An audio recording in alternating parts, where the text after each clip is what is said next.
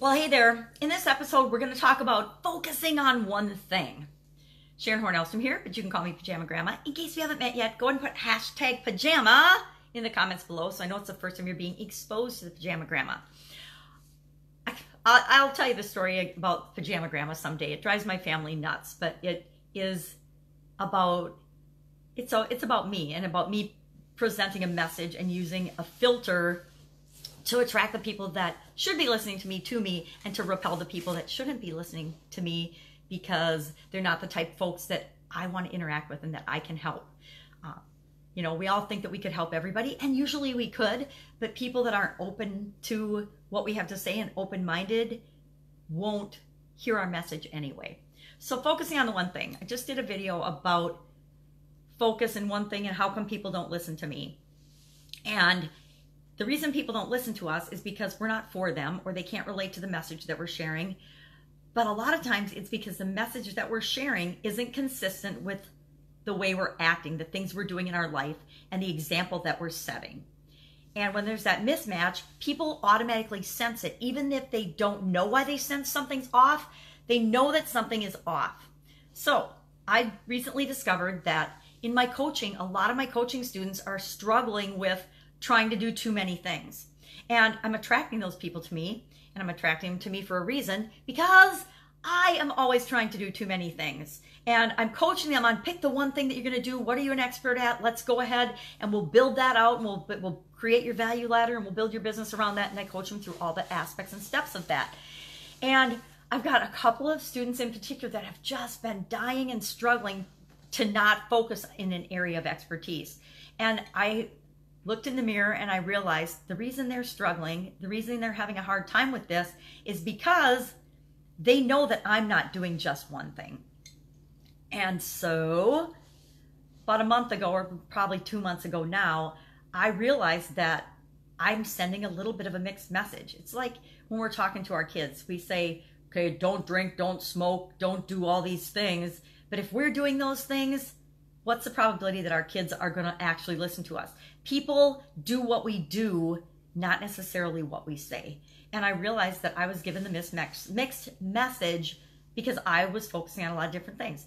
Kind of laughing at myself this week because on Sunday, I actually started and got involved in 2 of other people's challenges. I love challenges. I'm doing a 365-day challenge. I'm part of that, where we do a Facebook Live into the group every single day.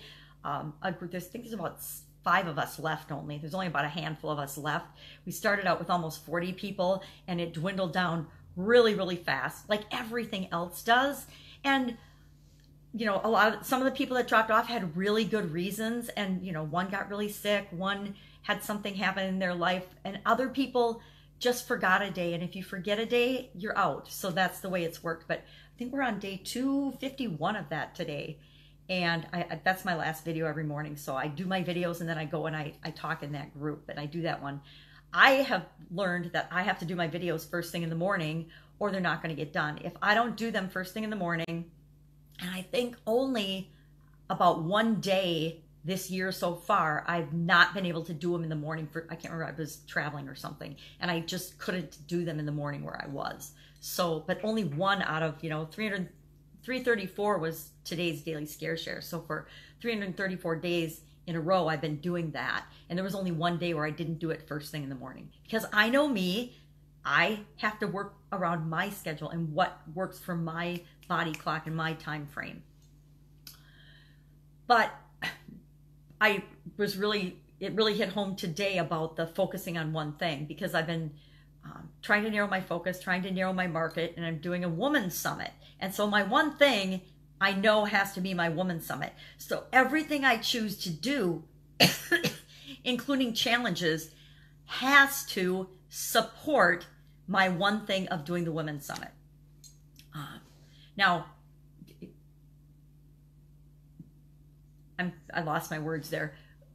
In doing that and choosing my one thing and then giving examples to my coaching students about how I'm focusing and doing that, I think that will help them to pick their one area of expertise and focus in on that as well.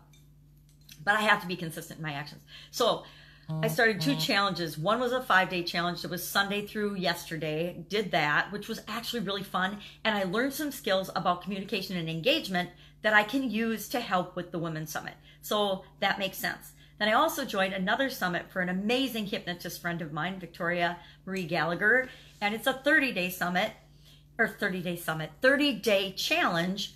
And it's all about online business and the law of attraction, which again, I feel okay doing that because I can tie what we do for activities in that into my focus of the Women's Summit.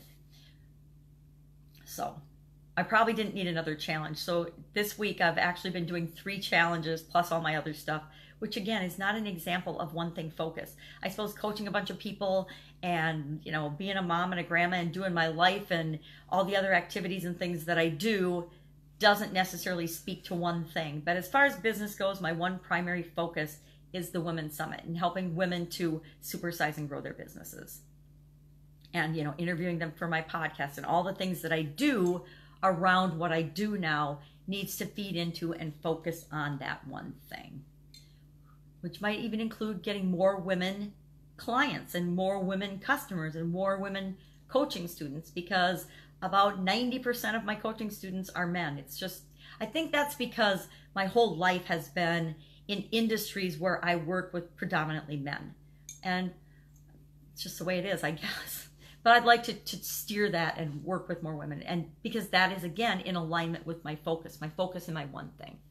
So have you committed to being an expert at your one thing and then move out and share that with other people? Or are you still like me? You're kind of trying to multitask and do a lot of different projects all simultaneously. It reminds me, there was a post, I think yesterday, in one of the groups that I'm a member of, and it was all about, is multitasking possible or not? And the vast majority of the people in the stream, mostly men, by the way, incidentally, said no, it's impossible to multitask.